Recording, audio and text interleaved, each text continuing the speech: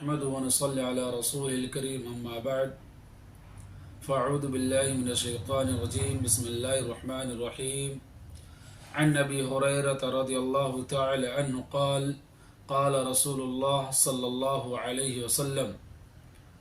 الرجل على دين خليله فلينظر أحدكم من يخالل رواه الترمذي حسن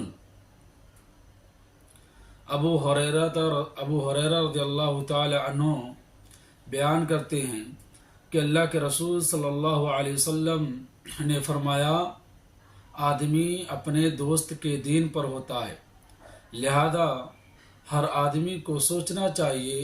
کہ وہ کسے اپنا دوست بنا رہا ہے۔ حدیث میں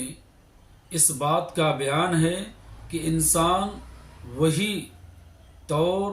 طریقے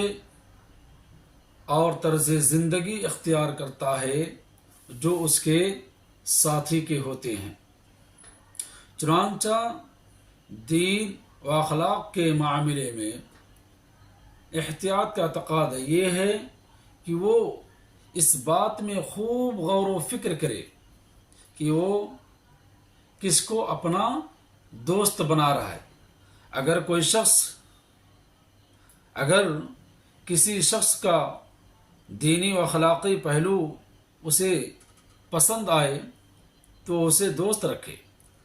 اور اگر پسند نہ آئے تو اس سے دور رہے،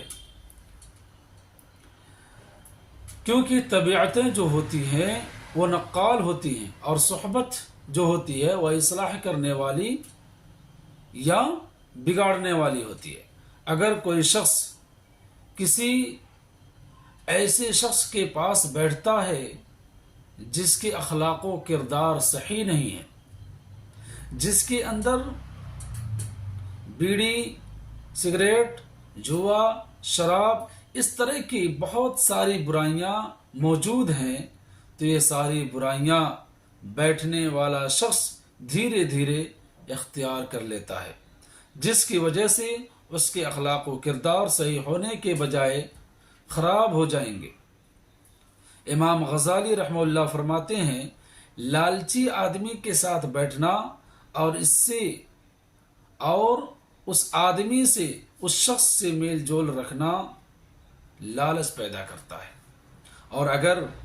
نیک شخص کے ساتھ اٹھتا بیٹھتا ہے تو وہ بھی نیک انسان بن جاتا ہے، کیونکہ صحبت کا اثر بہت جلد اثر کرتا ہے، کیونکہ طبیعت جو ہوتی ہے ہماری یہ لالچی ہوتی ہے، نقال ہوتی ہے، نقالی کرتی ہے، دوسرے کی صحبت کی نقالی کرتی ہے۔ جو ہم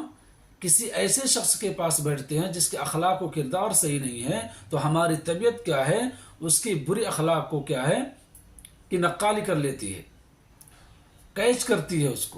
اس کو اپنا لیتی ہے، جس کی وجہ سے کیا ہے وہ انسان کیا ہے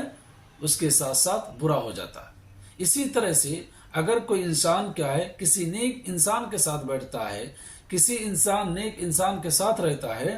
تو اس کی جو طبیعت ہوتی ہے اس کے نیک صحبت کو کیا ہے کہ نیک صحبت کی نقالی کرتی ہے، نیک صحبت کی اقتدا کرتی ہے، جس کی وجہ سے دھیرے دھیرے کیا ہے وہ انسان بھی کیا ہے ایک اچھا انسان بن جاتا ہے، ایک نیک انسان بن جاتا ہے، کیونکہ انسانی طبیعتوں کی فطرت ہے کہ وہ ایک دوسرے کی مشابہت اختیار